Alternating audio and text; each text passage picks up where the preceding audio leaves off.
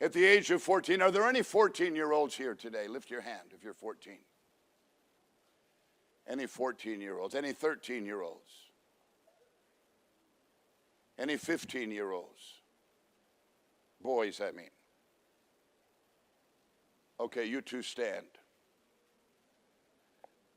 These two young men at the beginning of World War II ran away from home, falsified their documents, and joined the army. You can sit down now. Private Robert Jones, from the age of 14, began to train as a paratrooper.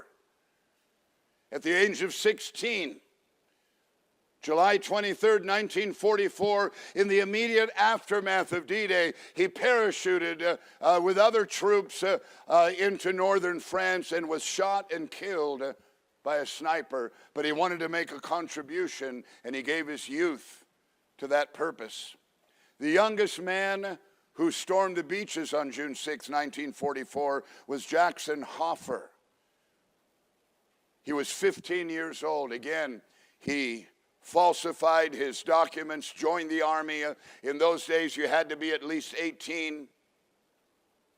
But these young men broke the stranglehold of Nazi Germany over Europe. It led to the preservation of freedom, the defeat of fascism. Young men did that. Youth determine the future. We're not there yet. We're in the present. We're heading toward a future that you are going to control and determine. When I first met Pastor Greg Mitchell, he was 14 years old and I was 20. That was 50 years ago. The future that was then is now. Here we are today. When I first saw Greg, he had a trumpet in his hand, was playing on the stage at a conference in Prescott. Now the leader of our fellowship. 1 Samuel 3:1 about the boy Samuel. The Bible says, now the boy Samuel ministered to the Lord before Eli, and the word of the Lord was rare in those days.